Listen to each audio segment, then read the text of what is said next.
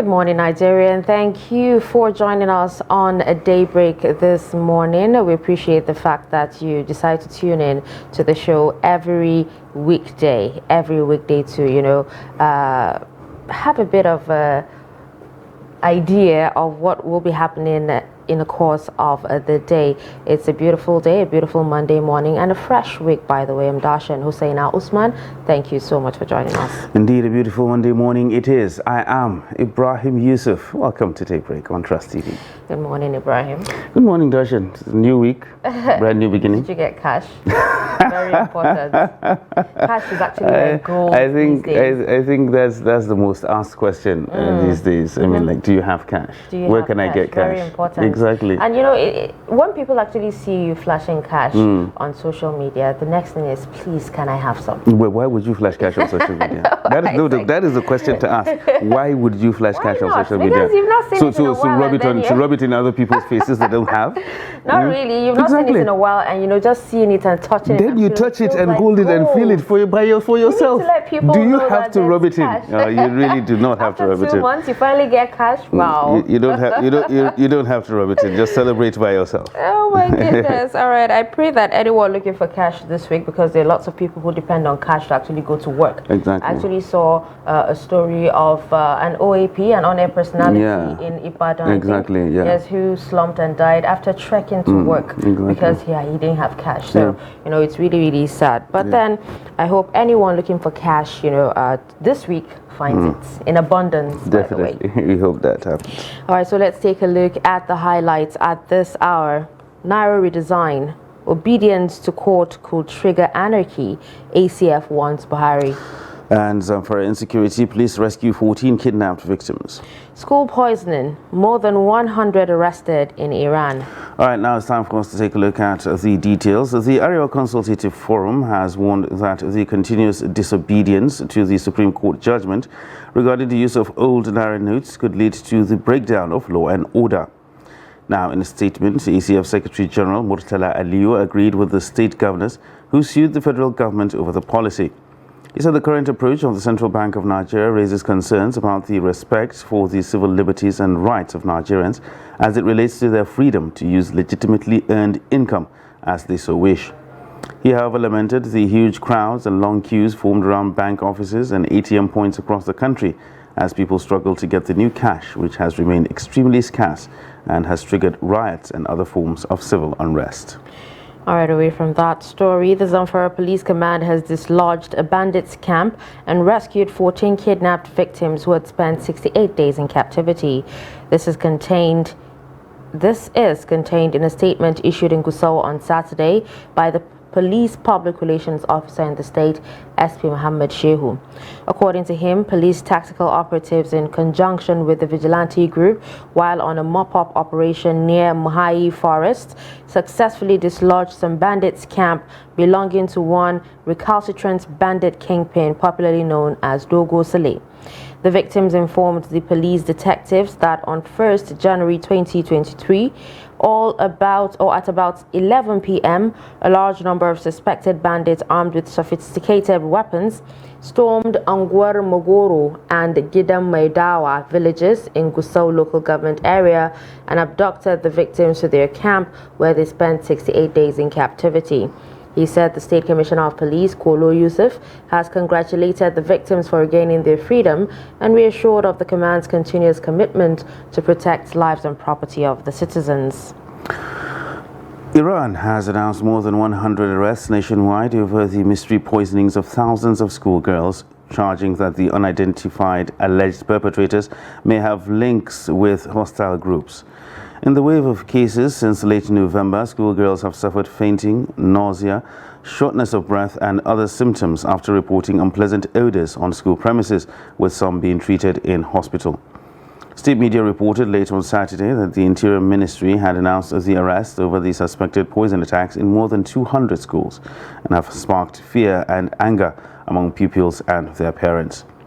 Among those arrested are people with hostile motives and with the aim of instilling terror in the people and students and to close down schools. The ministry added that fortunately from the middle of last week, the number of incidents in schools has decreased significantly and there have been no reports of sick students. The statement pointed at possible links to an Albania-based exiled Iranian opposition group that Tehran considers a terrorist organization known as the People's Mujahideen of Iran. All right, and with that, we will move on to more stories. As the rainy season approaches, youths in Benue have been urged to engage in agriculture to earn livelihood and assist others in Nigeria's economy. Jimmy Adzande reports that residents believe farming is a big business and should not be taken for granted. It is the season of politics in Nigeria as political parties and supporters across board tighten up for the governorship election on Saturday the 18th. However, experts in the agricultural sector want youths across the country to own farms for their benefits and the growth of the economy. My call to youths is that we need to join hands together to build the economy of this nation. It's not just about politics.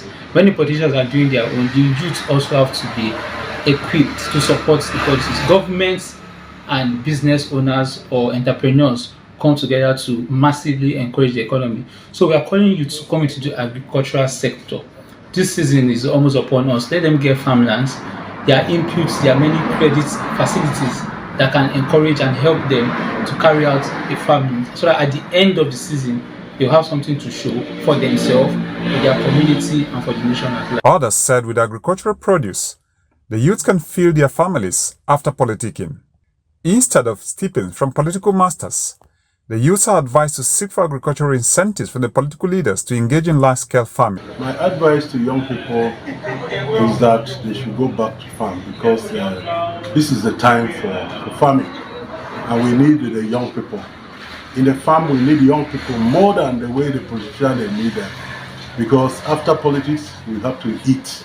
So we need to take them back to farm so that they'll be able to produce what even the politicians they will eat. If youth happens to know the value of farming, they will know that even the politician depends on this farming. The reason why you are following politicians should be that this politician may help you, assist you in getting farm inputs, assist you in making policies that will be favorable for you to farm. The experts maintained that the economic benefits of farming are enormous and should be taken serious by both the government and the youth population. I told the young coming youth that there is no business that can give you money like farming.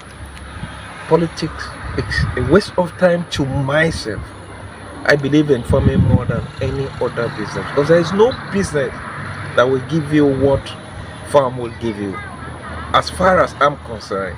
There have been calls for food security in Benue State, reputed as the food basket of the nation. The experts said more hands are needed to mitigate the food shortage last famine season caused by flood disaster in Benue, amongst other states in the country.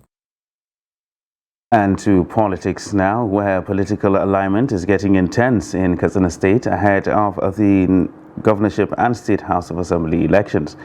Abdullahi Ahmadi reports that some political parties are aligning or merging with the two major political parties in the state to either retain or wrestle power. His report. It is obvious that the PDP and the APC are the major political parties struggling to make it to Muhammadu Buhari House come March 18th.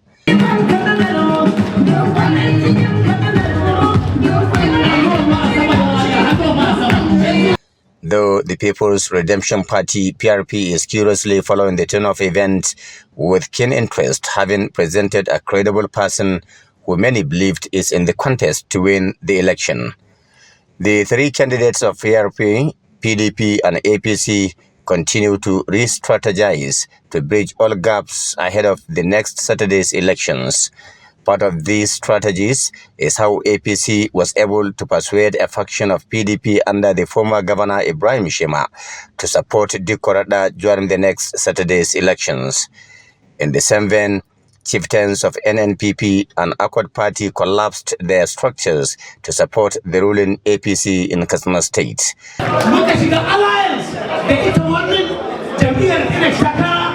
We at the NNPP were into this alliance with the governorship candidate of APC, Dr. Dikko Radda, to support him win the next Saturday's election. Katsina State requires an educated person to take it to the next level. That is why we support Dr. Diko Umar Da, and he will win the next Saturday's election, God willing.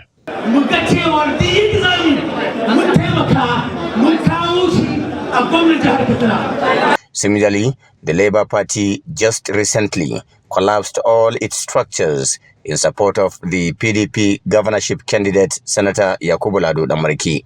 After thorough deliberation, discussions, and consultations, we were able to come up with distinguished Senator Yakubu Lado Damariki of the People's Democratic Party as the best candidate for the forthcoming election in Katsina State.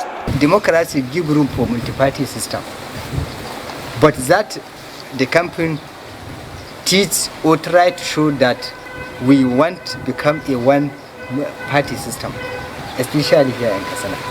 So that one-party system does not help the democracy. Does not help. But if you want progress, or if you want benefited more from the government, so there is need for us to have a opposition. This is coming at a time the APC and the PDP are trading words, accusing another of planning to rig the forthcoming elections in the state. Abdullahi Ismail, Trust Television News, Katsina. All right, welcome back. Away from that particular story, with the postponement of the governorship and state houses of assembly elections, many political parties have intensified their campaigns, while some collapsed their structures to join others. Now in Adamawa, the one-week extension creates chances to the main leading political parties, headed by Governor Amadou Umaru and Senator Aisha Binani, to receive defectors to their camps. Now Silas Long files in this report. The one-week extension of the election by the Independent National Electoral Commission has provided an opportunity for the parties to make further effort to win the hearts of the masses. It will be recalled the Labour Party governorship candidate in Adamawa, Umar Mustafa, joined the All Progressive Congress to help its candidate win the election. Few days later, People's Democratic Party Central Zone aspirant Abubakar Ibrahim Gombe also joined the Binani scam. They both call on their supporters to unite and ensure victory is for Binani. I am specifically saying all my supporters, all means all my supporters should come out en masse and vote for Senator Aisha Binani. It has always been my desire for this, my brother from my uncle, to join me and support me in actualizing my ambition. And today is a day country. And asking what value will this add to this journey? Certainly, I'm sure whoever sees this combination today, I'm sure the opposition will be shaken. They know that APC. For APM, ABGA, NRM, ZLP, ADP, and APP gubernatorial candidates, moving to Governor Ahmad Umar Fintri's camp is best choice. While on his part, the Adamawa State Action Alliance gubernatorial candidate Suleiman Tahir vehemently debunked rumors going round of his stepping down for Governor Ahmad Umar Fintri. And I hereby state vehemently, unequivocally, that I'm still in the race for the governorship of Adamawa State. And I will never, and I have no intention whatsoever to align with any other party. Now, both APC's Aisha Binani and Governor Ahmadu Umar Fintri of the People's Democratic Party have been visibly involved in the campaign in several places, including churches, markets, and streets, trying to woo as many voters as possible. Silas Lawan, Trust TV News, Yola. Now, it is the responsibility of government to provide infrastructure to make life meaningful for its citizens, and it is equally the citizens' responsibility to protect the infrastructure to provide for their welfare. Now, People, however, often vent their anger by destroying public infrastructure. Kabir Lawal speaks to Abuja residents on whose responsibility it is to protect public facilities. Of public infrastructure is the sole responsibility of government. But citizens vandalize public facility like electrical installations, rail track, or manhole for selfish reasons. A cross-section of people that spoke to Trust TV News said the destruction of public property can be attributed to ignorance, hunger, poverty, and frustration. My advice is to the young people, please, no matter what, we shouldn't resort to violence. Let's not destroy public properties, be it government or private. Please, there are better ways to channel our grievances. So it is better with dialogue than destruction, because it will still cost us to recover from those destructions. Government does not respect the rule of law, and we don't think you don't expect any common youth out there to come and respect your own rule, that you don't respect the rule of law.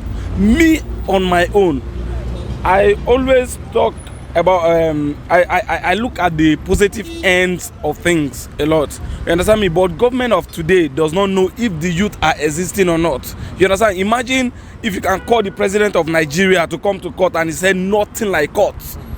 The Supreme Court will give judgment based on our naira to be legal, and the government will say nothing. So we don't respect rule of law, so we don't expect anybody to respect the government. Some said the youth should channel grievances through the appropriate authority and not to resort to destruction or looting of public property. Do the right thing. No job. All our foreign jobs are recruiting to Ghana. Everything, mobile, Toyota. Oh, Ghana. So what are we doing?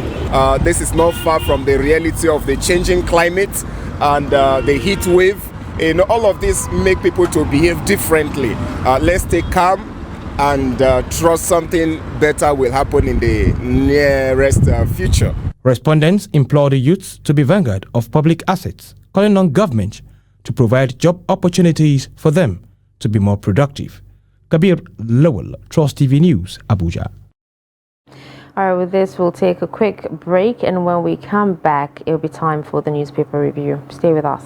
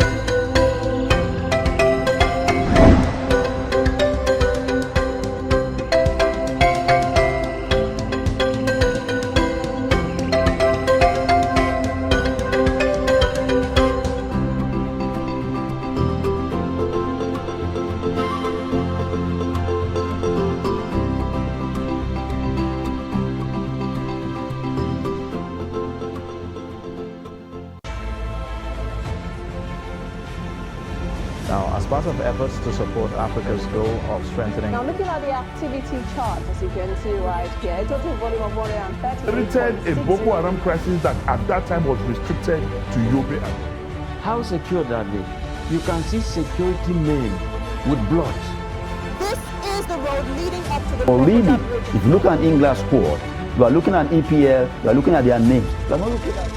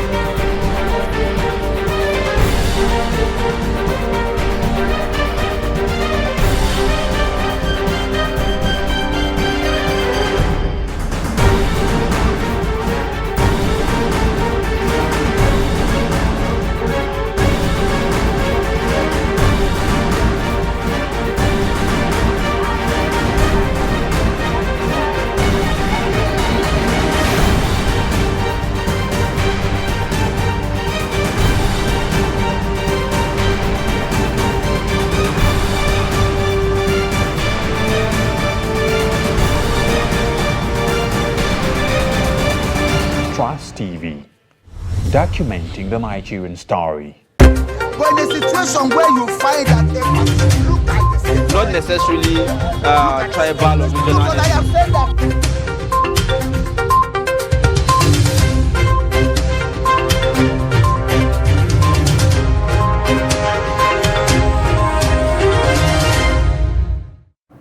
All right, welcome back and thanks for staying with us on Daybreak this morning.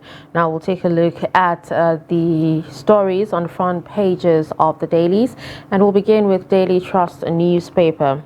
The lead story here says 48 days after Buhari's committee fails to end petrol scarcity. We have writers that say subsidy gulped 2.4 trillion naira in 6 months. Motorists buy at 300 naira per litre in Kaduna. Others presidency mum riders, and we have a pictorial of fuel queues at filling stations in Abuja, Nasarawa, Lokoja, and details of the story will be found on page 4.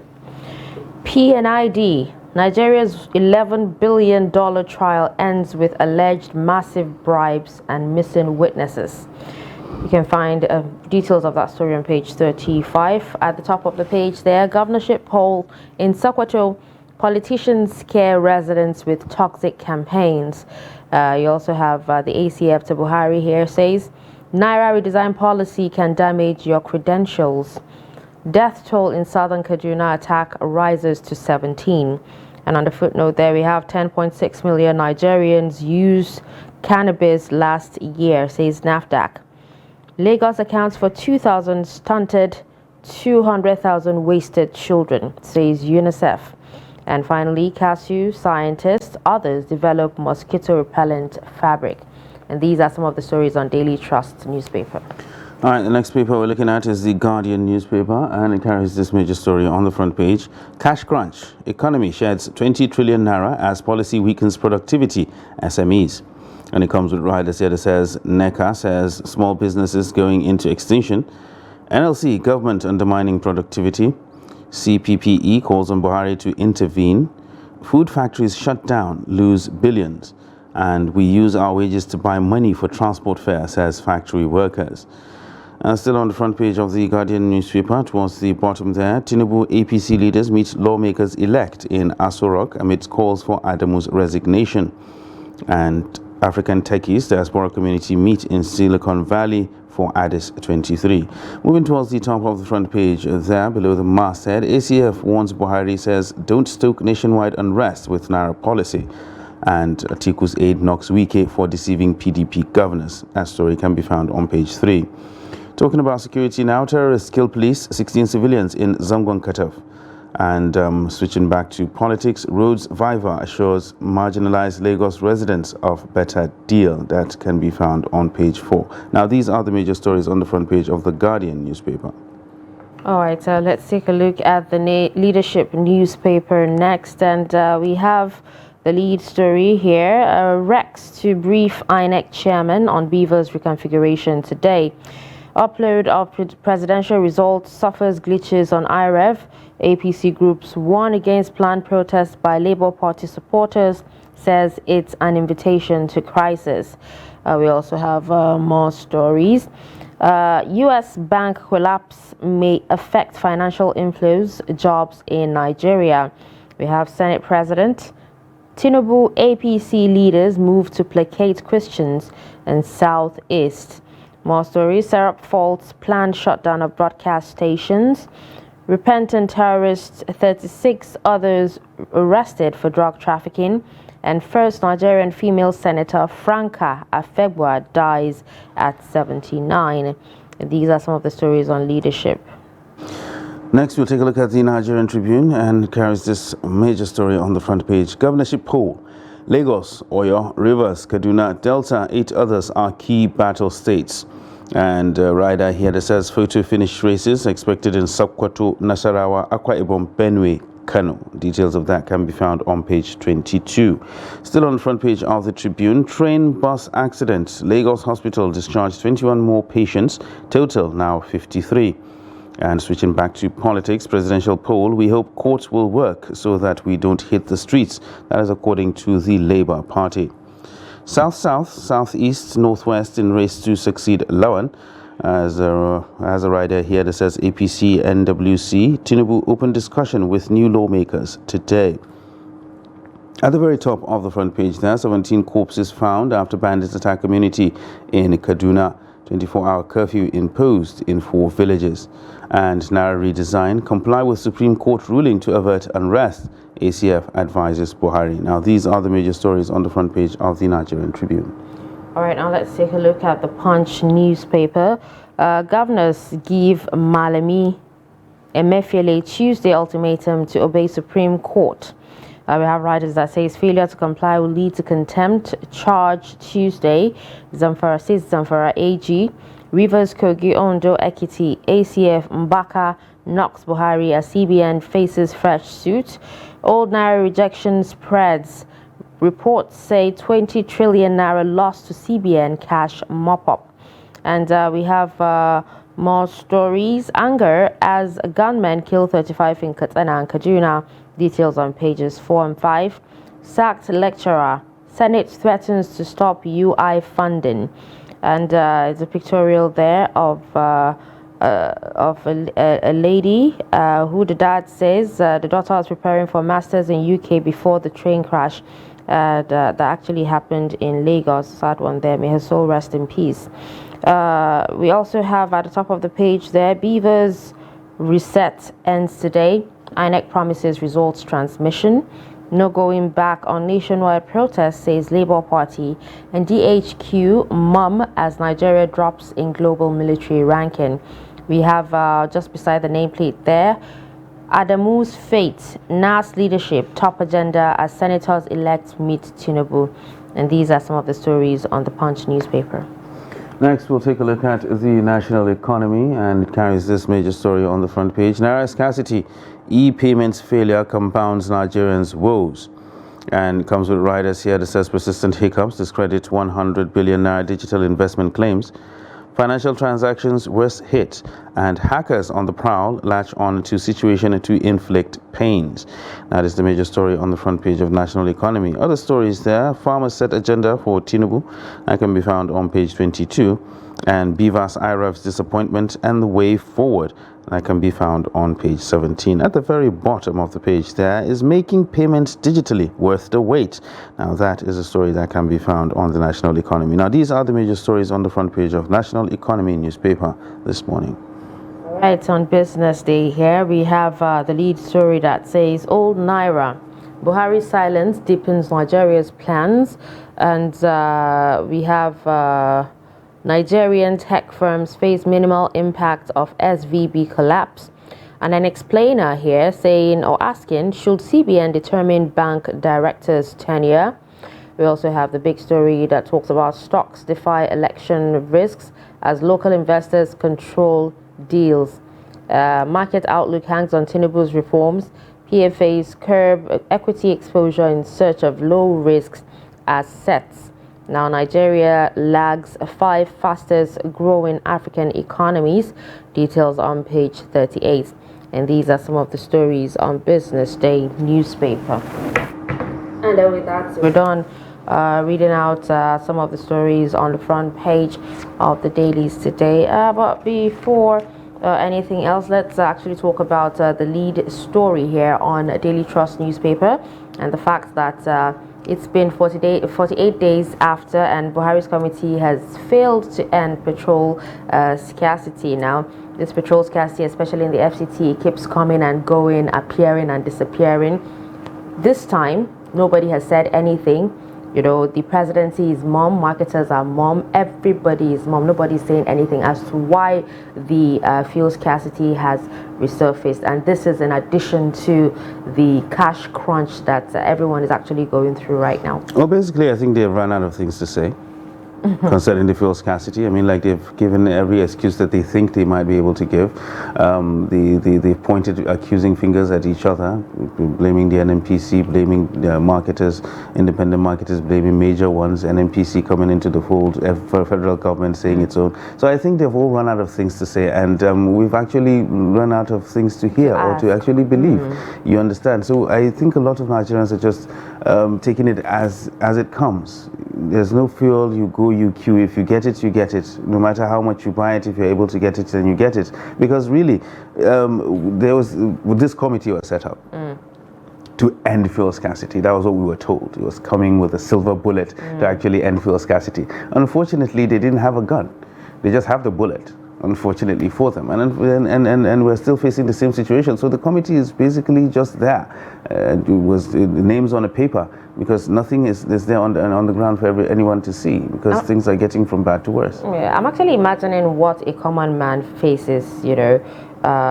For example, there's no cash, and for you to actually go from point A to point B, especially if you don't have access to, you know,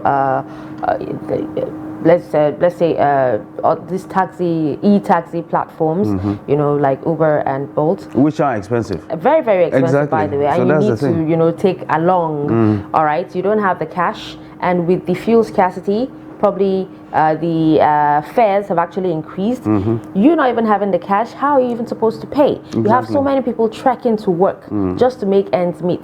What time do they get to work? How do they become productive after trekking for so long? Yeah, well, that's why we're seeing headlines here saying that productivity has actually gone down, because a lot of people find it difficult to even get to work. Most people spend their times either in fuel queues or queues at the ATM looking for cash. So definitely productivity will go down, and that is what we're seeing right now. So I think as it is right now, this policy has done more harm than good. Maybe these are teething problems that may ease with time, but unfortunately, even the digital payment platforms are not helping matters. Yeah, you understand? You have people making transfers. Exactly. You have people making transfers. You get debited. The person who you're sending the money to does not get it, and it takes a very long time before it is reversed, or you have to go to the bank and start making complaints. And we all know how rowdy the banks are right now, because everybody is looking for cash. So it's just a compilation of lots and lots of problems for Nigerians at this particular time. You also have people risking their lives standing on the roads to hitchhike, which is really, really not... Because they don't have a choice. Exactly. So there's a problem. But then when you fall into bad hands, what happens? But if you do have a choice, then if you had a choice, you will not do that. Unfortunately, people that do that do not have a choice. You probably working somewhere whereby I'm definitely sure you cannot trek from your house to the office. Definitely not. So that is the thing. So you have to find an alternative. If you don't have cash, you can't make transfers, then how do you get to work? Definitely you hitchhike, and you hope for the best. And more people actually seem to believe it's because the election is still on. That's why once the elections are done, everything will magically disappear. There'll be clash. There'll be availability of cash. It's always good to hope for the light at the end of the tunnel. I mean, so that's something that you can reach out for. So you say, okay, fine, let's go through this period. Hopefully, after the elections, everything will stabilize. So you give yourself some hope to go through. Okay, all right. Now let's move on to more stories. We also have death toll in southern Kaduna and even Katsina. You know, there was a terrorist attack just not too long ago, and it's really, really sad, considering the fact that a lot of people thought that the security or the insecurity issue has actually died down. It has reduced drastically, but we're seeing more of these cases actually coming up, especially after the presidential election. You know, there was a reduction in the lead up to the election. There was a question, and, was it a...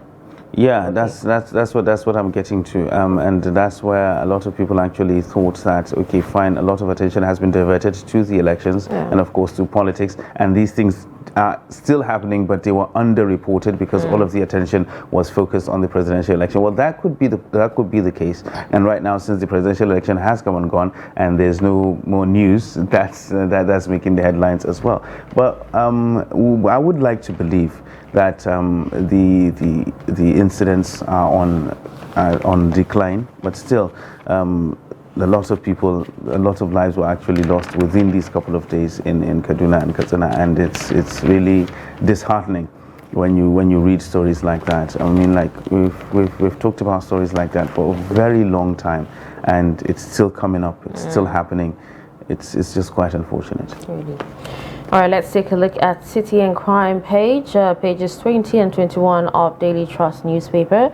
And we have A story here, families of slain police officers in Kogi get 15.9 million naira.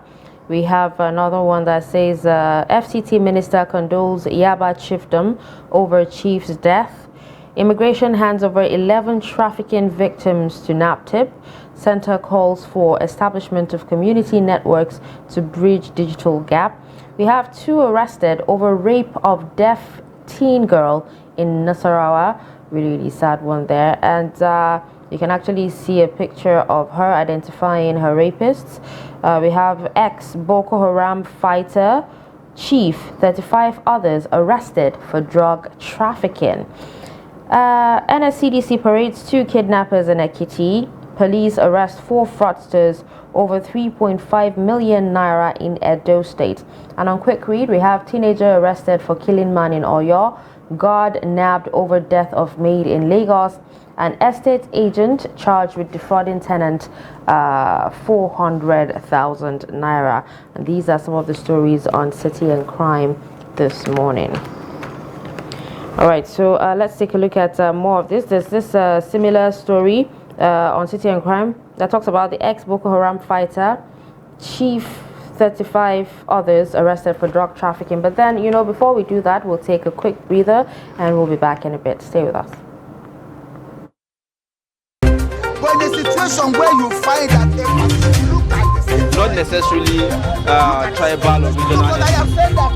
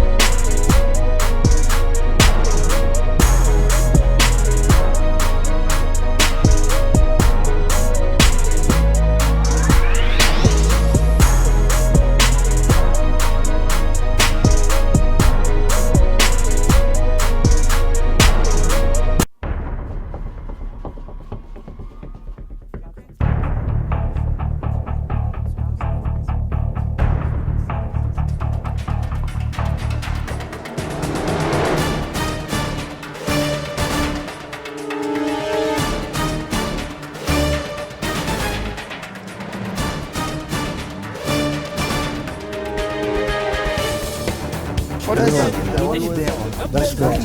It's good to see you.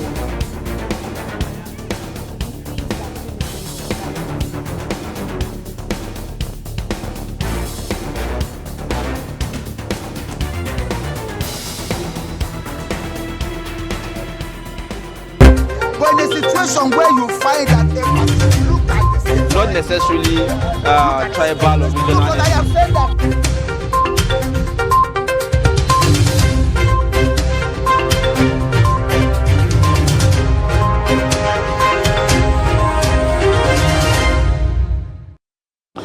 All right, welcome back. It's still Daybreak on Trust TV, and we're taking a look at the front pages of the newspapers, reviewing some of the headlines, and of course getting some in-depth analysis as to what makes the stories behind the stories. And of course, right now we have our newspaper reviewer in the house talking about Mukhtar Suleiman, who's a public affairs analyst, and he joins us right here in the studio to discuss the headlines. Welcome. Hi. Good morning. Good morning. You're looking bright and sharp this morning. Well, I'm drinking water and minding my business. Yeah, well, that just says you have cash. Oh, no, if you do that, no, please don't. The FCC is watching. I don't have disclaimer out there, please. All right, well, welcome to Daybreak this morning. Well, before we get to the cash issue, let's talk about the major story on the front page of the Daily Trust. Back a couple of days back, there was this furore about a committee being set up by the president to end fuel scarcity. It came in with there was lots of fanfare, and people were saying lots of things about the committee and its constitution, and of course the mandate that it had. Well, 48 days later, we're still here. It's quite very unfortunate that this is happening now, because I would recall that one of the top lines that the president campaigned with in 2019 was that fuel scarcity is a thing of the past. Queues. the way we deteriorated back to 2014 is amazing. It's so amazing. The past 1 year has really been really been good for this administration, and this is their last lap, and they've not maintained the consistency to the end. So almost everything that they sort of claimed that they have brought to the Nigerian fore has actually deteriorated significantly. You see that from insecurity and how it has affected farmers, and it has affected the train station, which was something that we're very proud of. You see that from the fuel queues that are coming up. I queued up last week for almost 6 hours and still didn't get fuel. So it's really sickening. It's really sickening how this has really come back again, and it's as if it's back to stay. The question, what we need to ask, and what the government needs to be a bit open is, are you removing the fuel subsidy? If you're removing the fuel subsidy, because to the best of my knowledge and what I gather, anyway, the federal government has not paid transporter subsidies. So that's why moving fuel around has been a bit difficult. So if they're removing the fuel subsidy, what does that mean for the country? Like I've always said, I don't have a problem with the removal of fuel subsidy. Just make sure that there's stable power, so that I don't have to buy fuel at premium price for me to power my generator. So that's the very important part. So I think most people need to do, the government needs to be a little bit more forward and transparent. And more transparent in how they are actually handling this, because it's as if they think like if they ignore it long enough, it will go away. So, and it's not. So I think they need to do something, because we've not heard any statement from the president about it. The few times president have given speeches, it has never been to address this particular issue as well. So we actually need to do more about that. Okay, talking about the cash crunch, a lot of traders are finding it difficult to accept the old Naira notes, despite the Supreme Court's ruling that, the old Naira notes still remain legal tender till the end of the year. What's your take on this? Because according to Business Day, they're saying that Buhari's silence deepens Nigerians' pains. You can't even get the new Naira notes, not top of the old ones. Yeah, it's a bit disheartening, because the new Naira note was, I for one was a strong advocate for the new Naira note. The redesign and everything, I felt it was going to be good for us. But like Nigeria, it was actually supposed to be very good for us. But like everything we do in this country, there was a poor implementation of the policy, and that really affected the impact it has on the economy. MSMEs are suffering significantly because of this poor implementation of the policy, but there has been some upside. There have been a lot of banking the unbanked. That has really happened, because if you want to do business, you're not serious if you don't have an account now. You have to accept transfer one way or the other, unless your goods are actually going to suffer. So I think on that front, which is actually a good thing, so that at least we can easily control money in circulation. I feel like eventually, someday in the far future, we might see the impact of this. I don't know what that will mean yet. But in the front of, on the fore of the Supreme Court ruling, I've had a lot of debates with my friends who are lawyers about what that means, because the Constitution is not ambiguous about the executive arm of government's legitimate right to control fiscal policy. That's what the CBN Act says, that the CBN governor has that. So what the Supreme Court is holding is the part that says they need to give significant notice. So the question of whether from October last year to February this year is significant notice. That is where the litigation is, because how do you translate what significant notice is when you're going to do Naira redesign? Why is it that it is now? Because before now, usually there's a lot of time. That's on one hand.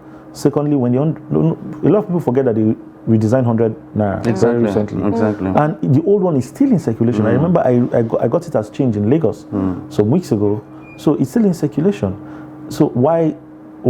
Of course, if you want to discuss the Naira redesign policy, you have to discuss it from two angles: the economic implication and the political implication, because there are some political nuances around the conversation that has been had about the Naira redesign. So the problem with it currently for me is that the political angle has actually trumped the economic angle. And right now, it's more or less like a pissing contest between the federal government, the state government, and the Nigerian populace, because now pride is now in it. The president is seeing that, well, I can't speak for him anyway, but my own deduction is that he is finding it a tad difficult to come back and come and retract his words that he gave some days ago. So it's a bit, I don't know, it has gotten to that point where pride is now at the fore of the conversation. Now it's almost as if people don't care They don't really care about how it's really affecting each and everyone. I've not had Naira for 2 weeks or 3 weeks now. I had but lots of people actually are making the argument that okay, this only affects 200, 500, and 1,000 Naira notes, and fine. Well, they are saying that if the CBN really wants to make things easier for people, why not mint the lower denominations? The 100 Nairas there, the 50 Nairas there, the 20 Nairas there, because really, what do you need? You don't need large amounts of cash to do whatever it is you want to do. Most of the transactions you do, they involve large amounts of cash. You can do it electronically, all right? But you want to buy sugarcane by the roadside. You need 100 Naira, 150, maybe 200. So why, a lot of people are making that argument, why isn't the CBN minting the lower denominations? I think, I'm not going to speak for the CBN, but this is my own personal opinion anyway. It comes down to what is the worth of that 100 Naira. Really, what can it buy for you in the market? If I'm holding $100, the highest denomination of the American dollar is $100. If I'm holding $100, invariably I'm holding about 70-something thousand Naira. The gap between a Naira and a dollar is so wide that if you save 1 Naira every day, you still don't have $1 at the end of the year, which is sad. So it is something that we need to actually look at how can we do price control to ensure that our currencies have more value. But of course, one of the upside, I think, of this new Naira redesign policy and why they should mint the upside of minting the lower denomination would be that moving cash in large chunk around becomes quite difficult. You hardly would see someone moving $1 million in 100 Naira dollar bills. It's going to be very difficult for you to do that. So because of that, it's something that is that we might want to look. But the question is, you have to also look at our own dynamics as a people, a culture, our own culture as a people. How do we even understand the economy to start with? To see that, there's a role that we have to play to ensure that these things actually fall in place the way they should be. So I think these are so many things that I don't think there was a proper implementation plan by the CBN, because for every implementation plan, I have designed strategies for organizations. When you design a strategy for maybe my field is communications. When designing a strategy is a part where you do contingencies, where if this strategy does not work, tentatively, because you do an audience profile analysis, and I want to believe that the CBN has the capacity to do that, being the apex economic body of the country. So when you do an audience profile analysis and you build a persona about who Nigerians are, they should have foreseen this and have measures to react, so that they are not being reactive, rather they are being proactive. So they will know that if this happens, this is what we do. When this happens, because these things are actually something that anybody who has stayed in Nigeria for at least 20 years would have guessed that this is how Nigerians will react to this policy when it comes out. These are how the politicians will react to the. You do your own political economy analysis. You ensure that every other person who are key actors in the PEA have they have their own parts in the audience profile analysis and how you react to them when these things come up, because you can't do them in isolation. This is a national policy. So basically, CBN watched the implementation. Honestly, they really did. That's the best way I can put it. Okay, a question a lot of people are actually asking now is the idea behind the whole policy is to mop up cash from the economy, the economy and all that. But now that the Supreme Court has actually ruled, is the CBN supposed to inject the cash they've mopped up back? Do you understand? Are they expected to inject it back into the economy so it can recirculate? That's the question a lot of people are asking.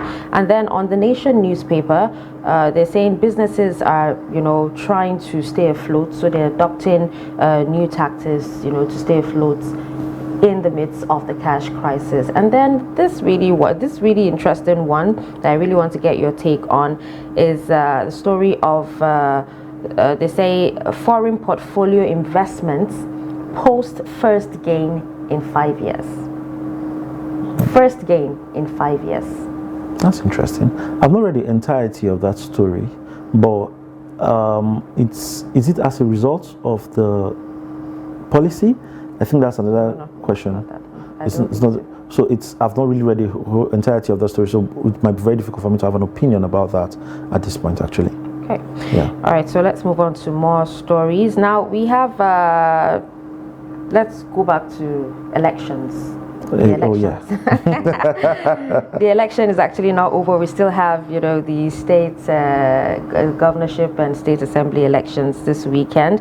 Now, Beavers Reset ends today, and INEC has promised results transmission. I hope they live up to it, because we heard that promise 1,001 times. But the problem is, for me, I've always said that the INEC chairman and its team missed the opportunity to go down in history as the body and the committee that conducted one of the best elections in contemporary Nigeria. Not transmitting results was a very big flop on their side, because it was the revolutionized aspect of the general elections. Now, what does that mean for the governorship election? I don't know, but more interests were staked for the presidential elections. I've always said I can't wait for the litigations and when they start, and what that's going to mean for the Nigerian population, because it's going to be really, really interesting to actually see what the cases they're going to bring to the fore. It's for the first time they're going to air post-election, they're going to air election laundries outside, and then we're all going to watch it and see, because there's some kind of conversations that go on during elections that we don't know about. So I'm hoping that this litigation will bring them out, so that we can actually know what happens behind the closed doors when these things happen. I'm looking forward to it significantly. But hopefully that when the gubernatorial elections would be different. I want to speak to Nigerians out there. Subnational government is one of the most significant aspects of our democracy as a country, because if laws and litigations are made at federal level, if they're not domesticated at state level, then those people in those states will not enjoy the dividends of those policies. So you have to be very keen on who your governor is and who your members of your state houses are, because these guys are the lawmakers for your state at subnational level. And if they don't, even when they domesticate, how they domesticate, because we see the Child Rights Act, and it has been adulterated in so many ways in so different states. And because of that, some states, despite the fact that age for consent, for example, at national level would be 18, some states say it's 13, some states say it's 14. So, and we're still struggling with the VAP Act and all of that. So it is very important that people pay attention to subnational government. But unfortunately, that is not the case, because a lot of people seem to be placing more emphasis on the presidential and national assembly elections rather than the governorship. Well, just talking about that now, let's not move away from INEC and, of course, the electronic transmission of results issue. A lot of people are of the opinion that what brought about all this rancor after the presidential election was INEC boxing themselves into a corner by making the electronic transmission results the centerpiece of their presentation when it came to the election. I mean, like, they were the ones who made all the hype concerning this. Are we seeing a repeat of it? Because right now they are saying that it will happen again. Are we seeing a repeat of it? And that's why, if you notice, when she read the news, I didn't feel confident about it. INEC set its own standard for itself and then botched it by themselves again all over. So I don't know how to comprehend that or wrap my head around it. Communication is a very important part of management. When they knew, and let's assume that it is not because of any form of sabotage, let's assume that what they said was that there's a technical issue. The INEC chairman or the technical team cannot tell me that they didn't know like 24 hours before, or at least when the process started, they were aware. As at 4-5 p.m. that day, people were not as agitated. People were still calm and waiting. So I think that was the best time for them to put out a statement. That's how you talk to people sometimes. For everybody I manage communications for, I tell them, that's how you talk to people sometimes, that actually you might not be able to talk to everybody, but at least a significant part will understand the logic. If the INEC chairman had come out and said, give a preliminary speech and go into, unfortunately, we know that this was the one thing we wanted to do, but it's sad that our technical team are telling us now that our servers are not capable enough to receive all the results as they come in at the same time. We know that this is a fault on our side and we're working to rectify it, but in order not to prolong the process, we want to go back to manual. This thing. We are sorry. We'll try as much as possible to see how we can come back, but as it stands right now, this would be a very difficult. Simple. Sometimes that might speak to people, and get these things, but they allowed people to fill in the loopholes themselves, and which gave room for a lot of fake news, misinformation, and disinformation, which is really, really bad. It speaks really poorly of the commission. Yeah, well, we do hope that INEC will get its act together for the governorship election coming. Hopefully. All right. Well, Mukhtar Suleiman, thank you very much for coming on the show this morning, and of course your perspective on the headlines. Thank you so much. All right. And if you do have cash, please. All right. So on this note, we're going to wrap up the newspaper review on Daybreak this morning. Do stay with us. We'll be back at top of the hour to continue with the show. Do stay with us. But in a situation where you find that look at the same, Not necessarily tribal or regional. because I have said that.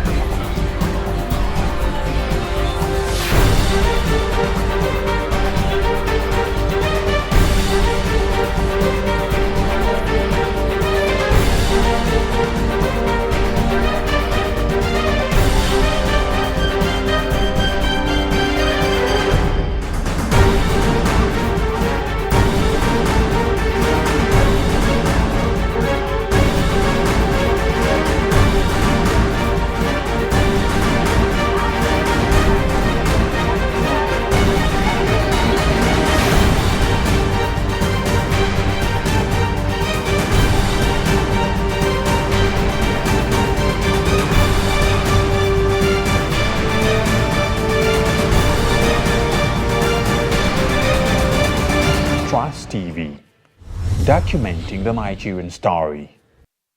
Welcome back, and thank you for staying with us. If you're just joining us, you're watching Daybreak on Trust TV, and I'm Dashan Husseina Usman. Yes, it is Trust TV's Daybreak, and I'm Ibrahim Yusuf. It is top of the hour, 8 o'clock, and of course we've been rolling on the show this morning.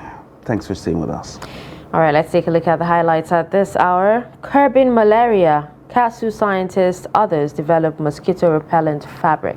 And Zamfara insecurity, police rescue 14 kidnapped victims. School poisoning, more than 100 arrested in Iran. All right, now let's take a look at the details. Professor Zakari Laden of the Department of Pure and Applied Chemistry, Kaduna State University, and other co-researchers have developed a mosquito repellent fabric. Now, in a statement by the Public Relations Officer of KASU, Adamu Bargo, in Kaduna on Sunday, the institution said it was part of the efforts aimed at ending the malaria scourge.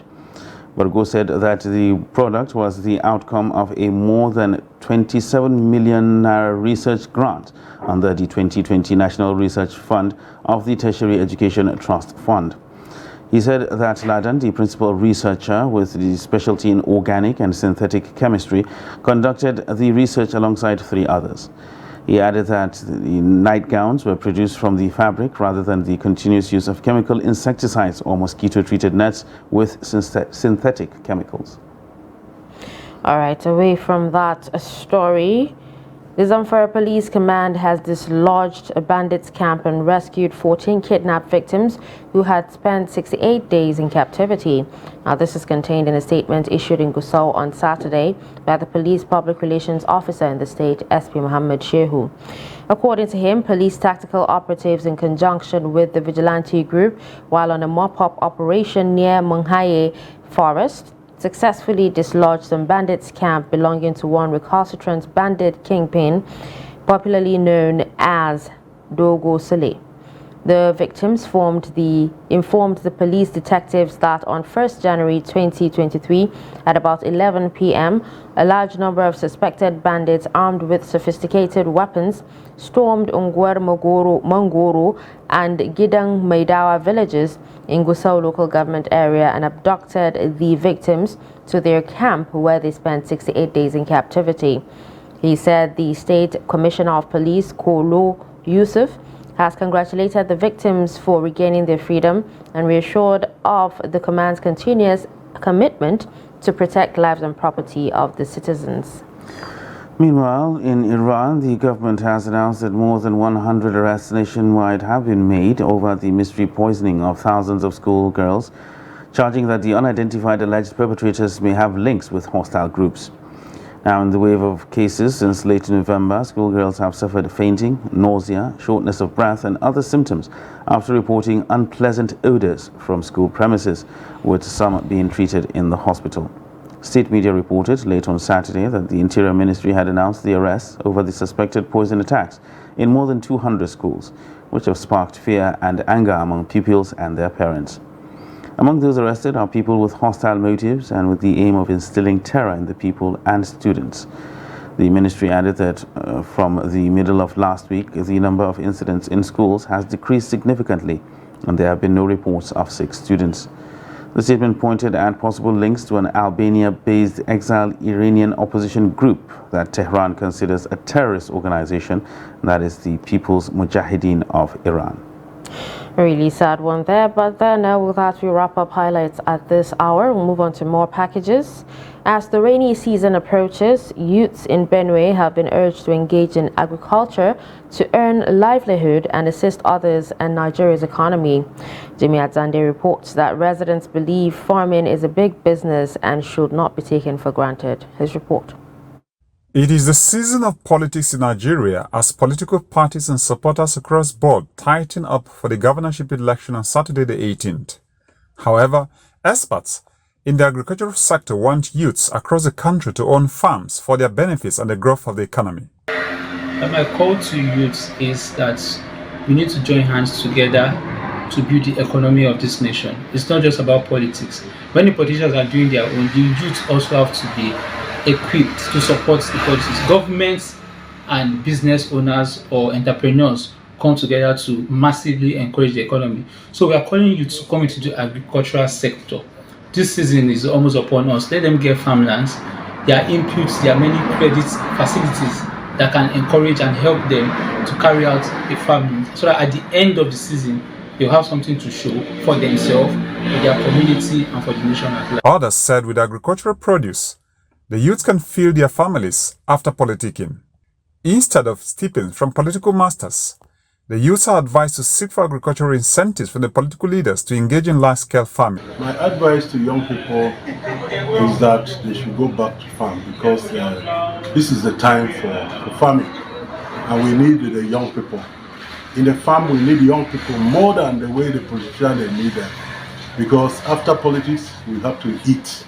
So we need to take them back to farm so that they will be able to produce what even the politicians they will eat. If youth happens to know the value of farming, they will know that even the politician depends on this farming. The reason why you are following politicians should be that this politician may help you, assist you in getting farm inputs, assist you in making policies that will be favorable for you to farm. The experts maintained that the economic benefits of farming are enormous and should be taken serious by both the government and the youth population. I told the young coming youth that there is no business that can give you money like farming. Politics is a waste of time to myself. I believe in farming more than any other business, because there is no business that will give you what farm will give you, as far as I'm concerned. There have been calls for food security in Benue State, reputed as the food basket of the nation. The experts said more hands are needed to mitigate the food shortage last famine season caused by flood disaster in Benue, amongst other states in the country.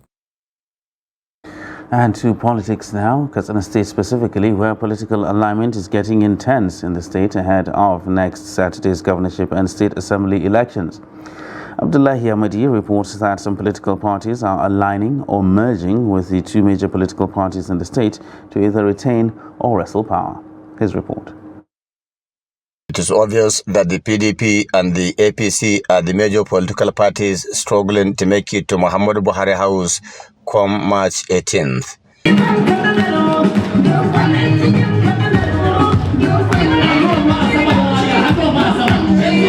Though the People's Redemption Party, PRP, is curiously following the turn of events with keen interest, having presented a credible person who many believed is in the contest to win the election. The three candidates of PRP, PDP, and APC continue to re-strategize to bridge all gaps ahead of the next Saturday's elections. Part of these strategies is how APC was able to persuade a faction of PDP under the former governor Ibrahim Shema to support Dikko Radda during the next Saturday's elections. In the same vein, chieftains of NNPP and Accord Party collapsed their structures to support the ruling APC in Katsina State.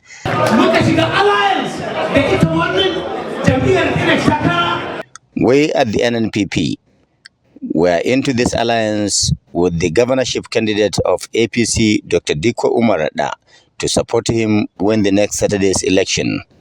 Katsina State requires an educated person to take it to the next level. That is why we support Dr. Dikko Umar Radda, and he will win the next Saturday's election, God willing.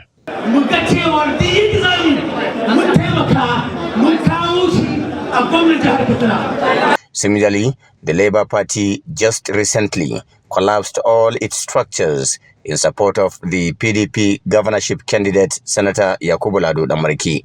After thorough deliberation, discussions, and consultations, we were able to come up with distinguished Senator Yakubu Lado Damariki of the People's Democratic Party as the best candidate for the forthcoming election in Katsina State.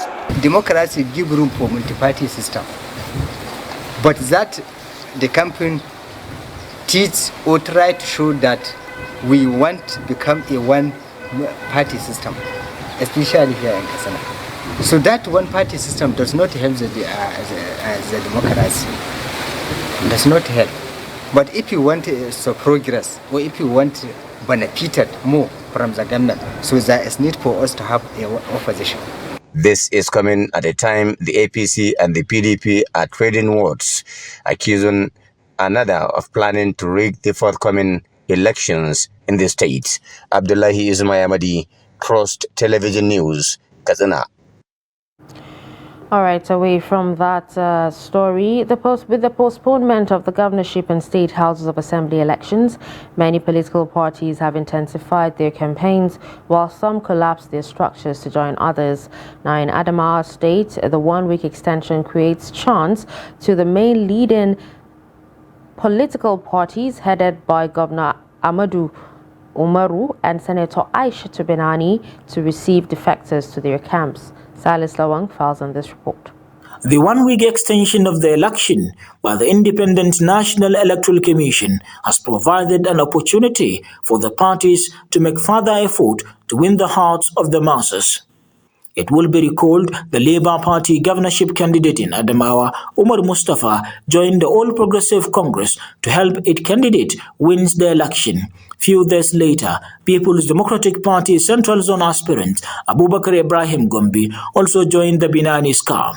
They both call on their supporters to unite and ensure victory is for Binani. I am specifically saying all my supporters, all means all, all my supporters should come out en masse and vote for Senator Aisha Ahmed Binani. It has always been my desire for this, my brother from my uncle, to join me and support me in actualizing my ambition. And today is a day come true. And asking what value will this add to this journey? Certainly, I'm sure whoever sees this combination today, I'm sure the opposition will be shaken. They know that APC. For APM, ABGA, NRM, ZLP, ADP, and APP gubernatorial candidates, moving to Governor Ahmadu Umar Fintri's camp is best choice. While on his part, the Adamawa State Action Alliance gubernatorial candidate Suleiman Tahir vehemently debunked rumors going round of his stepping down for Governor Ahmadu Umar Fintri. And I hereby state vehemently, unequivocally, that I'm still in the race for the governorship of Adamawa State. And I will never, and I have no intention whatsoever to align with any other party. Now, both APC's Aisha Binani and Governor Ahmadu Umar Fintri of the People's Democratic Party have been visibly involved in the campaign in several places, including churches, markets, and streets, trying to woo as many voters as possible. Salis Lawan, Trust TV News, Yola. Now, it is the responsibility of government to provide infrastructure to make life meaningful for its citizens, and it is equally the citizens' responsibility to protect the infrastructure to provide for their welfare. Now, people, however, often vent their anger by destroying public infrastructure, and Kabir Lawa speaks to Abuja residents on whose responsibility it is to protect public facilities. Of public infrastructure is the sole responsibility of government. But citizens vandalize public facility like electrical installations, rail track, or manhole for selfish reasons. A cross-section of people that spoke to Trust TV News said the destruction of public property can be attributed to ignorance, hunger, poverty, and frustration. My advice is to the young people, please, no matter what, we shouldn't resort to violence. Let's not destroy public properties, be it government or private. Please, there are better ways to channel our grievances. So it is better with dialogue than destruction, because it will still cost us to recover from those destructions. Government does not respect the rule of law, and we don't think you don't expect any common youth out there to come and respect your own rule, that you don't respect the rule of law. Me, on my own, I always talk about I look at the positive ends of things a lot. You understand me? But government of today does not know if the youth are existing or not. You understand? Imagine if you can call the president of Nigeria to come to court and he said nothing like court.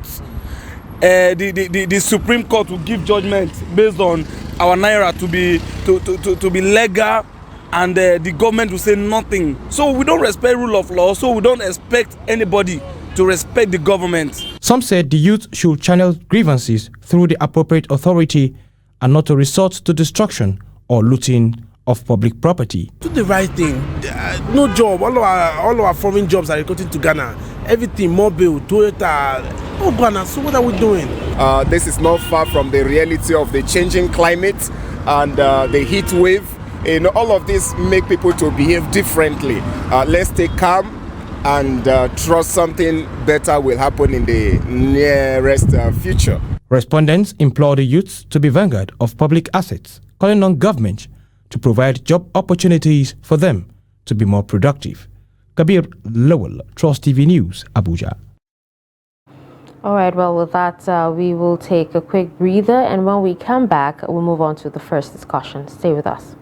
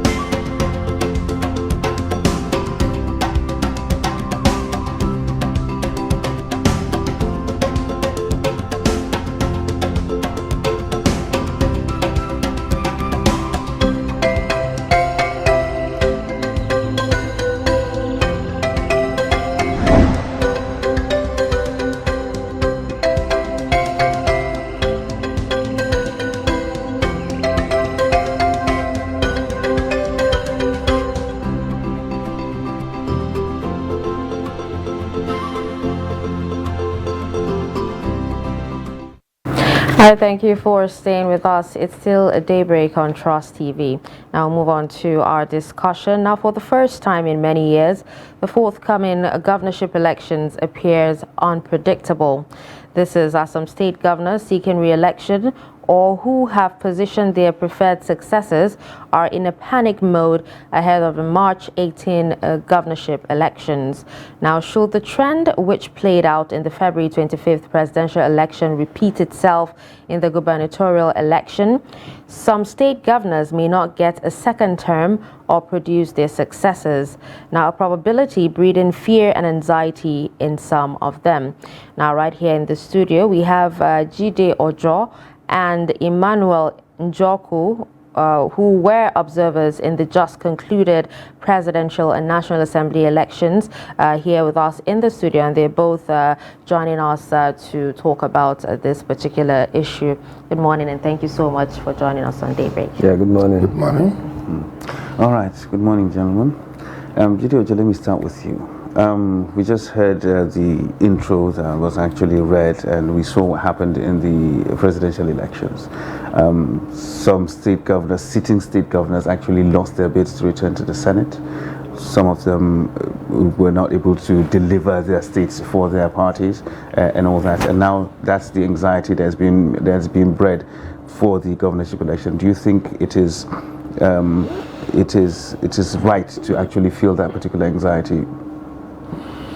Judging by what very apt, very right. I've said time and again, politics is a game of intrigues. Politics is not mathematics. It's like football. Yesterday, Man U struggled to 0-0 with Southampton, which is a battle. I mean, it tells you. Look at each time I watch Premiership, just those who are gambling, I don't know how they manage to gamble, because the game that you are already giving, this is a top four, now this is top four, this is a bottom, so you just give it to the top four, that this game. But that is the nature and character of politics. You never can. I mean, I was studying the outcome of the senatorial election in Abia. 3 different parties produced the 3 senators, but did you know that the party that won overall is even different from the ones that produced the senators? Yes. So you find out that voters are not very sophisticated. No, in Abia, Labour has won, APC has won, APGA has won. Then Labour won overall. Yes. So what I'm saying is that in an election where you got 3 ballots simultaneously, it's not like you voted at different times. So somebody is able to identify APGA and identify Labour for different positions. Somebody is able to identify APC and Labour and APGA for different positions. It tells you that underrate Nigerian voters at your own peril. Look at the table shaking situation in Lagos.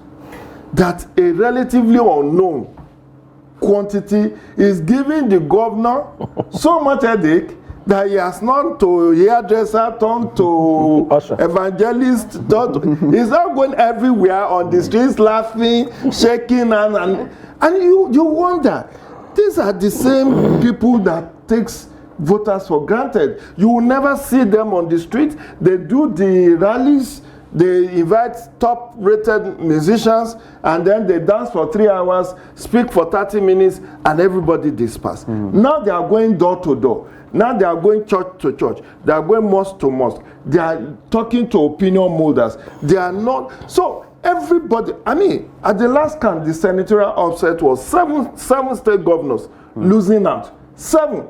It's unprecedented. In 2019, we were talking about 3 or 4. But even Dan Kwambo that lost in 2019 has won his senatorial election now. Meanwhile, he lost as a sitting governor in 2019. So you find that it's not curious, it's not unprecedented. It just goes to show that if you fail to perform, you'll be punished. Whether as a godfather, whether as an incumbent, it confers no undue advantage on you again. It depends on the mood of the people. And you could see this obedient revolution and the Kwankwasia revolution that has put the 2023 election in a different geographical map. So much so that, look at Kwankwasia, they just held down Kano. They don't care. In neighboring Jigawa, you would think that NNPP does not exist. But this is the same state that was split into two. You will have thought that the Kwankwasia movement will spread to Kaduna, to Jigawa. But it has no impact in others. But the man held down Kano. That out of 1.49 million votes that NNPP has in this presidential election, 997,000 of it came from just Kano. And you can see the obedient movement. People who have no money to campaign were just cruising on the name of Peter Obi to win election. So it's good for our democracy, and it shows that though severe attempts have been made to discredit the February 25 election, it has produced a lot of pluses, and it has shown the trend on how voters behavior, that voters are not as dull, are not as uninitiated as many of us may want to give them. They are very sophisticated. Even where you are ready to buy votes, they can collect your money and still not vote for you. So money has become not the primary consideration to winning votes. It has become secondary. That money comes, and I mean, look at Benue.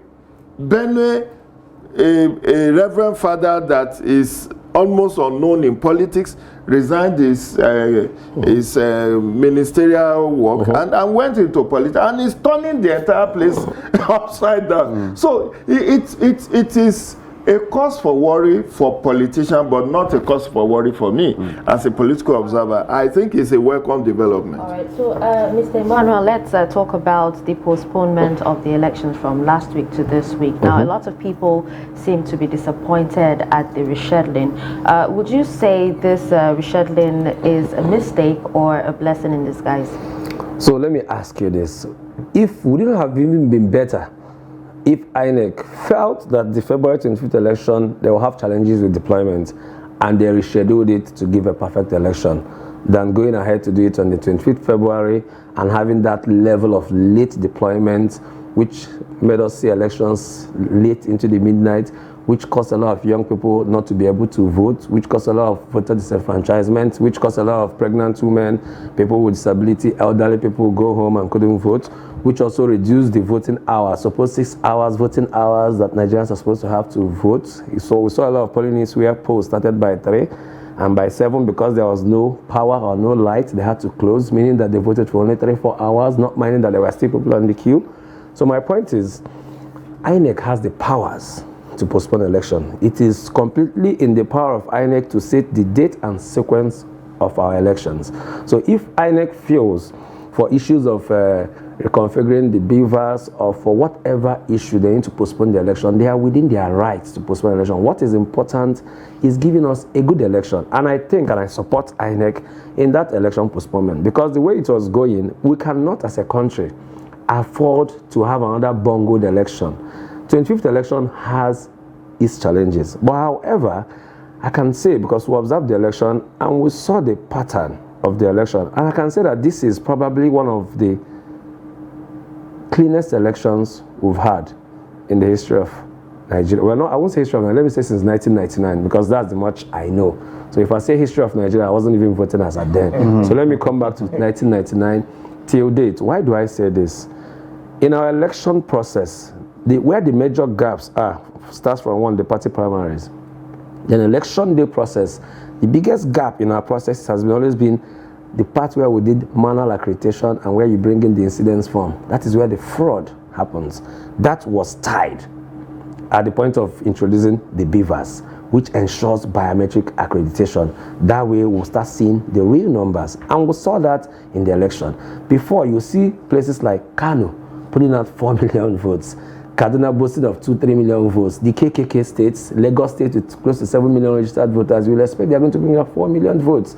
But what's the number of votes that came out? Typically, what happens in the past is that after elections happen, the political parties and these people now look at 15% voter turnout is probably what they see, but there are lots of over close to 85% ballot papers. They go ahead and do manual tick all the names on the voter register and come up with very fictitious wrong numbers to show numbers. But in this election, because of beavers, that gap was tied. Now, the biggest challenge in our process again is at the point of result handling and collation. And the worst of this happens at the first level of collation, beyond the polling unit. When you go to the registration area center, collation center, that is where a lot of fraud happens. Now, the introduction of the IREV was supposed to bring transparency to that fraud that happens at the collation center, which is what the IREV has introduced, where the presiding officer is supposed to transmit results from the polling unit.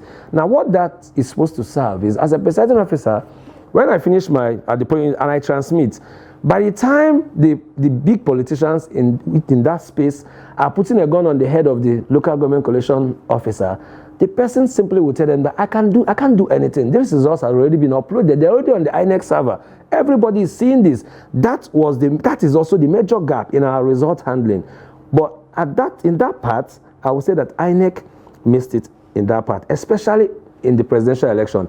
All that delay that we had in results coming in created the gap. And the politicians, being who they are, they saw an opportunity there which allowed them to be able to, in some places and in some cases, alter results and change numbers. But however, even in their trying to change numbers, like we've seen in some of the results on the IREV, they still maintained within the number of accredited voters. So it's not like business as usual, where you change numbers, only 200 persons voted, but you bring out results showing that 800 persons voted. So even in cases where they try to alter this process, we're able to still maintain. But that's for the presidential. Now, if you look at like my guy here, Jude said, if you look at the results that came out across the country, in the National Assembly, I understand that in the Senate, that 70% of the senators-elect are new senators that are coming into office.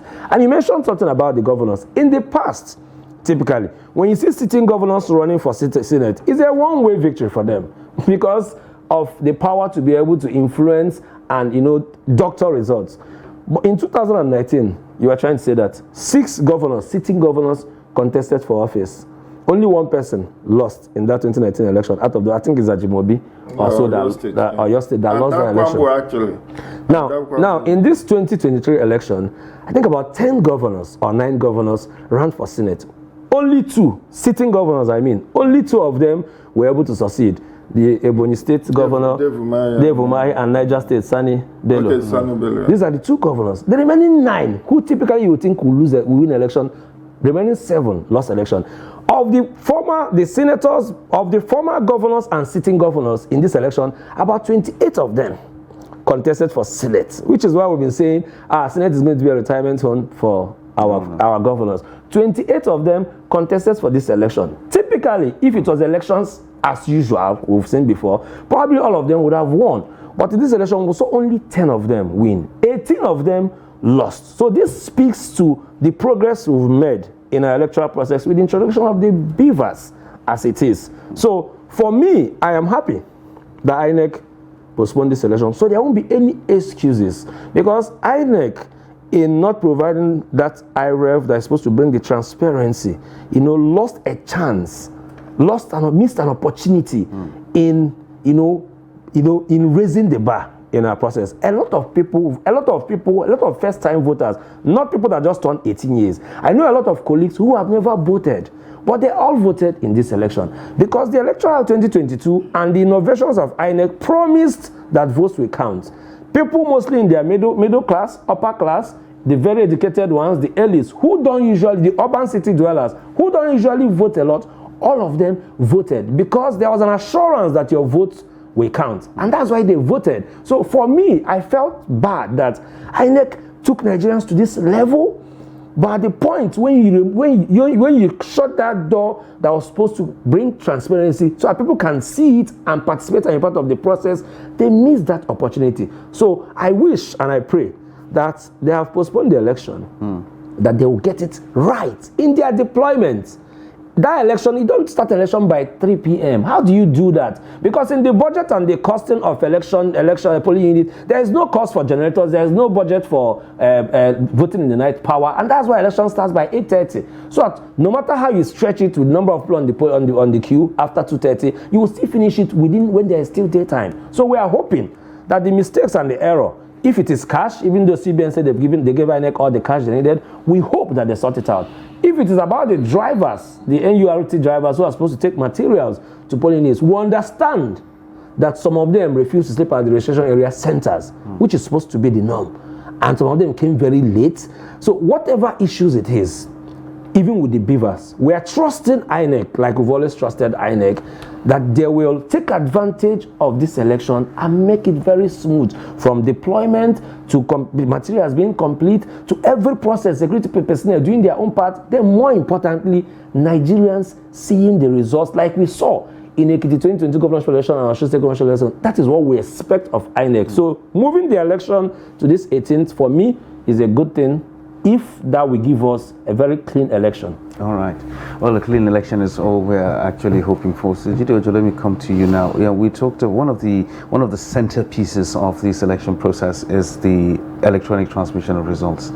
INEC made a very big deal about it in the run-up to the presidential election, and unfortunately, right now, it is proving to be their Achilles heel when it comes to the February 25th elections.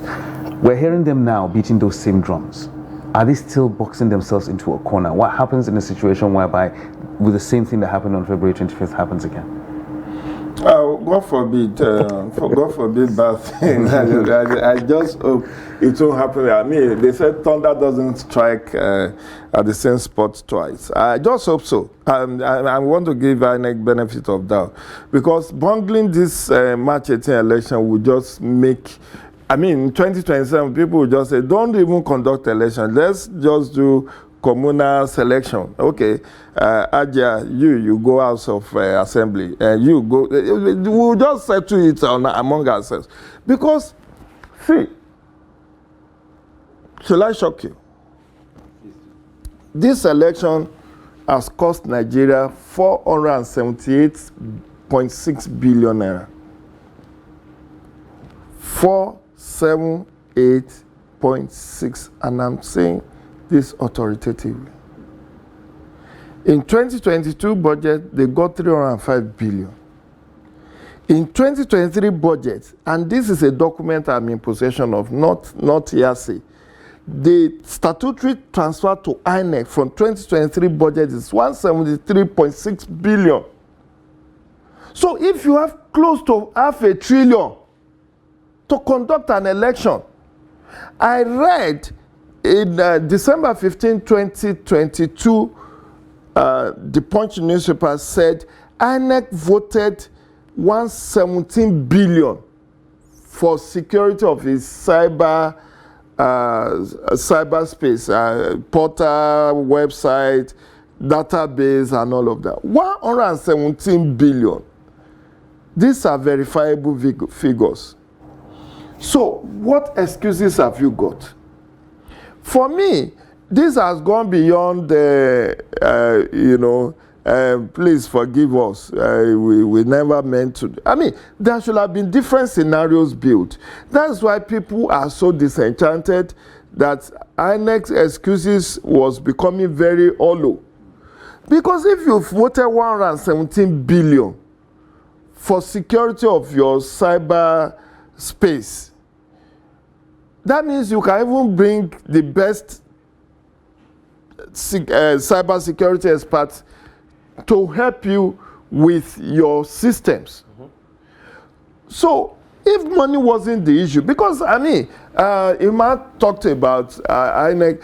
Did you know that why many of us stuck out our neck for INEC was because, one, Professor Mahmoud Yakubu is the only INEC chairman that have gotten reappointment. So experience wasn't a deficit. He's not a rookie. He has conducted one election previous. So, and this is our 7th. So institutional memory is there. Then you have a legal framework, Electoral 2022, that says what's it called?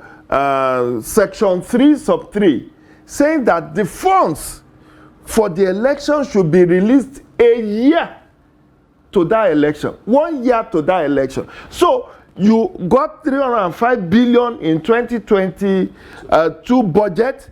You did all your procurement.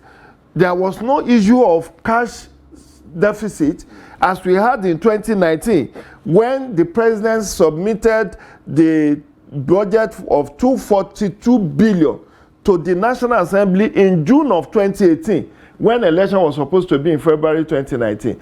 In which case, by the time the Bukola Saraki-led Night Assembly, they just received the document, sent it to the Committee on INEC and Electoral Matters, and went on annual recess for 3 months. They came back in September, they passed the budget, and then they start looking for where to get the money.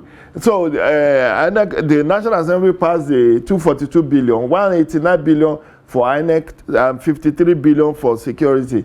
And then they said, okay, we've passed this, but where are we sourcing the money? So the president said, we are taking this money from your constituency president. No. Let's take it from MDA. All of these arguments did not arise in 2023. I gave that background so you know where we are coming from. So INEC chairman is not a rookie. He has conducted over almost 200 elections, from general to by-elections between 2019 and 2020. So what went wrong? He has not come out frontally, frankly, to tell us exactly how the 2023 February 25 election was bungled. Even yesterday, when Barrister Festus Okoye Esquire, we are not to call them barrister, when he was speaking on his sister TV station, he just said, we know what happened, and we will do everything to prevent a reoccurrence. What happened? Nigerians want to know exactly what happened. Because that day, I remember they said they arrested some people at Green Street in Matama who allegedly fiddled with the porter. But INEC debunked it and said, no, it's a rumor. So if your system was hacked, let us know. If it was not hacked, if it's an internal sabotage, if it's external, that will have made Nigeria to understand better. But now, you are giving us reassurance, and we have decided to give you benefit of doubt. But I have cautious optimism. Cautious optimism because, you know, me, I've been voting since 1999. But first-time voter, my own children who are turning 18, who just want to experience this, I don't want it to be a nasty experience for them. So when you gave us your words, that election, remember, Ibrahim, this is the first time INEC will start general election at 8:30, official hour. It has always been 8 to 2, 8 to 2. So over the off-cycle election, I think the Osun, they discovered that they were not getting their logistics right. So they decided to say, and this does not need them going to National Assembly or altering any constitution or electoral. This, I will expect that if INEC knows that this persistent challenge of logistics will still rear its ugly head on March 18, let us start at 10. And end by 4. That's still 6 hours, isn't it? So that you know, if your drivers refuse to sleep at rack, even if they come 5 a.m., you can still get your distribution. And if you feel 10 a.m. is too much of a time to start 9. There is no law. It's administrative. Determine the time of election is administrative. INEC has within its power to even say that this election will hold for 8 hours. So all of this advantage, I thought INEC should take of it. But to just be very economical with the truth, to not want to open up to the public, and much as I won't throw the baby with the bathwater, but as I've said on several media platforms, this February 25th election, in spite of the pluses that we have with it, in spite of the substantial compliance that comes with it, it's like somebody that an A student that you know this guy is very brilliant, so you are expecting him to have A in a subject and now score C. C is not a failure. You know, it will make you to have an extra year. But C is different from A that you are. So you didn't even come to B. You now came to C. That is the way I will characterize the February 25th. So I will expect that INEC I mean, they came out on the upper Saturday. After their review, they say, oh, a number of things will be done differently, and there are some of their staff that have been identified as having compromised, and that they should not be allowed to participate in this current one. They should do a refresher training. They should do. Where is the time to do all of that?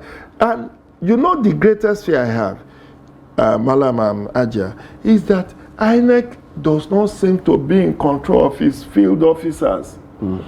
Many of them have partisan interest as against the provision of Section 8 sub 2, which says that no INEC official should be a member of a party. But we had on good authority that some political party chieftains, you know, lobbied to get their party members into the ad hoc staff. And INEC had to recruit 1.4 million. Did they do any background check to know whether these people are APC loyalists or PDP or Labour Party loyalists? So you have 1.4 million ad hoc staff that you recruited. Your own staff are just 16,500. So you have people. The society has dumped a lot of people on you whom you do not know their background. You don't know their interest. And we know that there is no way an election can be bungled without those external, you know, resources, like the core members, the students of tertiary institutions, even the NURTW people, which we know. Remember that Labour Party went to court in Lagos to say that MC Oluomo must not participate in the distribution of election materials because he is partisan. Everybody knows of his partisanship. All right. Let's come back to you, Mr. Emmanuel. Now, with the assurances that INEC has actually given Nigerians about, you know, the governorship elections going to be free, fair, and credible, do you think this has actually instilled confidence in the voters? Let me say this: we're only going to trust INEC. Because they are given an assurance. So if you follow the pattern of elections, INEC will always give that assurance. Even way back as at 2007, Morris, who gave the same, gave all this assurance. You know, so we've seen INEC chairman back to back, INEC give this assurance. So we're going to trust INEC to follow the Electoral Act, to implement the Electoral Act as is clearly stated. We're also going to trust INEC to do the needful. And to add to what Mayoga said and what you asked, if INEC is putting themselves in a tight corner, INEC saying that they are going to transmit results from polling units, for me, is not an option. It's not a choice. The Electoral Act, Section 60, sub 5, clearly stipulates that the presiding officers shall transfer, you know, results from their polling unit in a way prescribed by INEC. Now, the INEC guidelines, clause 38, clearly stated that the presiding officer shall electronically transfer/transmit results from polling units. So it's not for INEC to choose if they will transmit or if they will not transmit. All they need to do is to get their act right, because they will do the needful. I saw the judgment from the Supreme Court, you know, talking about Section 52, not Supreme Court, rather, the Court of Appeal, talking about Section 52, and completely ignoring Section 60, sub 5, the electoral guideline, and Section 64, subsection 4A and B. And I'm wondering how come they are ignoring this very important part of. See, let me tell you, if you notice this 25th election, the international community, we had over close to 7 or 8 past presidents of different countries. The whole international community, they were all interested in this election because we have the biggest democracy in Africa. I think it was the fourth or fifth biggest democracy in the world. The whole world was interested to see that massive voter register, averaging 93.4 million people. Germany, as much as they had, the whole population of Germany is not even up to 85 million. Not their electorate. The population from 0 to 100 days, people living in Germany. So the whole world is interested to see. And that's why there was a lot of disappointment from both local observers and international observers. So INEC doesn't have a choice than to transmit results from polling units. INEC also doesn't have a choice, as stipulated in Section 65 of the Electoral Act, sub 5, where it states that the collation officer cannot collate and announce results till he must have confirmed that the results brought in are the same, or if there's a discrepancy, that the one that was transmitted electronically supersedes this. So I don't see any space for INEC. So for me, as a citizen, I only have one vote. Sadly, I will not even be voting because I live here in Abuja, because there won't be any election. But for citizens across the country, they must trust INEC with what they've said. And if you look at the election that has, I've looked at the composition of National Assembly, even the APC, the ruling party, doesn't have the 2/3. Do they even have up to 50% of the votes? I don't. Up to 50%? Yeah. 51, at least the one that has been released, 51 senators. Although that's not up to half. But but when you look at the Senate and the House of Reps, you will see close to 8 political parties in House of Reps, 7 in Senate make up the whole. So it means that even the APC as the majority cannot by themselves, make resolutions. They must find a way to have all the political parties involved. So what this means is, for the people who think that their votes didn't count, they should look at the House of Rep and the senatorial elections and look at how many sitting governors that failed to be re-elected, and look at the number of new entrants into the space that are coming to the National Assembly. When you look at all of this election is even the most important election. Like you hear people say that this is local. This is the part where everybody needs to go out and trust INEC. And in fact, people that didn't vote need to even come out more this time to vote, because most of the laws that affect people the most, comes from your state legislatures. The closest government to the people is your local government and your state government. So these are people that decide mostly what happens to you. The state civil servants in those states, they get paid or they don't get paid, is not the president's responsibility. It is the state responsibilities. Most of the primary school, the education in that state is in the hands of mostly the state government. So this election is very important. And I would expect Nigerians to, in as much as they have these displeasures and these disappointments in INEC handling the IREV, I am giving INEC that benefit of doubt, knowing how important, knowing how much they've raised the awareness of Nigerians to the point of believing that their votes count. This is INEC's chance at proving to Nigerians that votes will count. So I am trusting that they will deliver in this election. I am hoping, and I'm calling on every Nigerian as well to trust and come out more than they even did in the last election and elect their leaders. Because one thing I believe with this election, why I say this election has brought a lot of change to our political culture, is the game has changed. Automatically, like Jide said, it's now citizens who are either rewarding or punishing their political leaders, like we've seen. As it should be. As it should be. Do you understand? Okay. So I would expect us to build on what we've seen. It's a process, and we are getting better. We are trusting that the president-elect, when he gets into power, will also, after every election, we'll look at the gaps, and that is what influences and informs electoral reforms. That will even get better than what we already have. So I will strengthen this democracy and strengthen our electoral process. All right. So we should trust the process and we should trust INEC. Yes. Well, we hope we get the best out of this governorship election, and we'll be having a different discussion after it. All right. Emmanuel Njoku, thank you very much for coming on the show. Thank you for having me. And Jide, always a pleasure having you on the program. My pleasure too. All right. And this is where we're going to wrap it up on Daybreak this morning. We've had so much fun, and of course so much education and enlightenment coming from all the different perspectives that we've had. So why don't we do it all again tomorrow? I am Ibrahim Yusuf. And I'm Darshan Husseina Usman. Have a wonderful week.